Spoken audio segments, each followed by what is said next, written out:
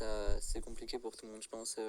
Moi, j'ai eu beaucoup de potes qui vont voir des psys, qui sont, bah, comme tu dis, ils sont tous en dépression, tout ça. Même moi, qui allais bien jusque-là, je sais pas pourquoi, en ce moment, ce dernier mois-là, ça a été assez bizarre. Genre, je me sentais un peu perdu, tu vois, comme si j'étais genre, pour te faire une image, j'étais dans l'univers, tu vois, en mode zéro gravity, et il y avait tout ce qui se passait autour de moi, qui passait. Moi, je flottais autour de ça, et je savais pas ce qui se passait, tu vois, j'étais vraiment perdu, quoi. Et en ce moment, c'est un peu ça. Je sais pas trop où je vais, je sais pas trop ce qui se passe, mais bon, tant que ça va, on est là, hein.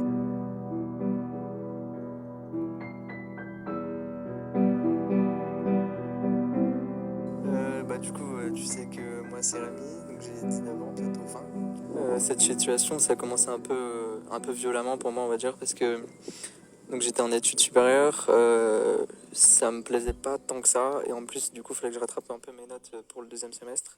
Je sortais avec une fille à ce moment-là, et ça faisait 4 mois qu'on était ensemble, et du coup, il y a eu le confinement, on pouvait plus se voir, et en plus, on s'est séparés à ce moment-là. Ça a pété parce que du coup, bah, j'en pouvais plus, quoi. Enfin, j'ai pas pété un câble, mais un peu quand même. J'ai arrêté les cours, ça m'avait saoulé, donc j'avais un peu tout perdu, tu vois, j'avais perdu mes cours, mon meilleur pote, ma copine, tout ça. Cette situation, elle a commencé au quart de tour, un peu maintenant.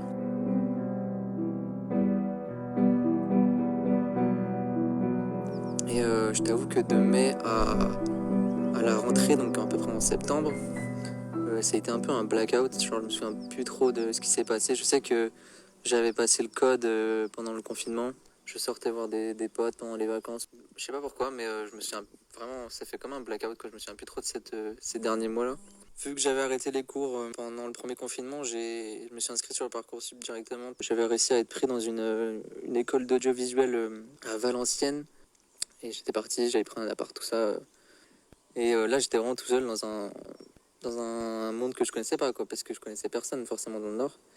Et première semaine, je commence les cours et j'ai un mauvais feeling de ouf. Je me suis toujours fié à mon instinct. Et ça, je suis un peu fier, on va dire, de ça, parce que mon instinct, il m'a jamais, on va dire, trompé. Et à ce moment-là, je me suis dit, mais c'est pas possible, je veux pas pouvoir rester, alors que ça faisait que même pas 2 semaines que j'étais là, tu vois.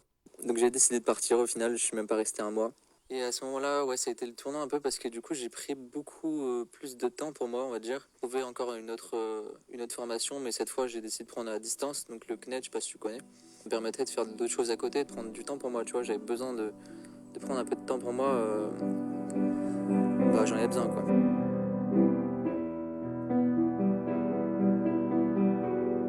À côté de ça, j'avais trouvé un travail pour me faire un peu de sous de côté, tu vois. J'avais les bourses en plus.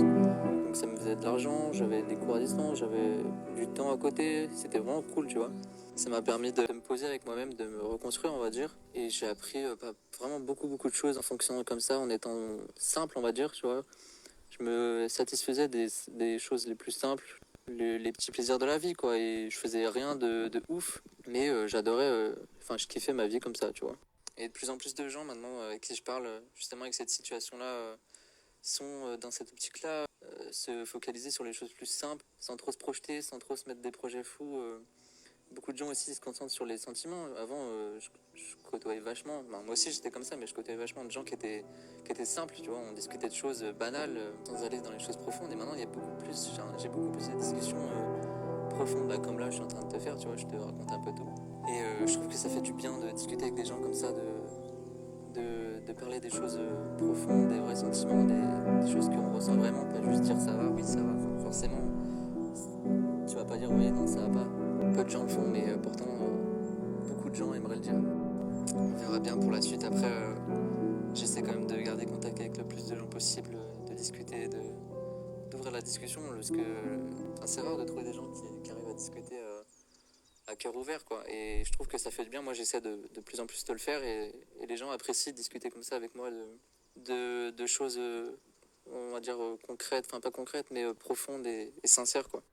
Comme là, je suis un peu perdu, on va dire. Je me projette pas. Moi, de toute façon, de base, je me projette pas beaucoup. Donc, j'aime pas me projeter. Je trouve que ça sert pas à grand chose parce que tu peux pas savoir de quoi l'avenir est fait. Et à tout moment, il se passe un truc demain. Enfin, tu sais pas, quoi. Donc, je me pose pas trop la question. C'est plus se faire peur qu'autre chose, je pense. Et on verra bien, quoi.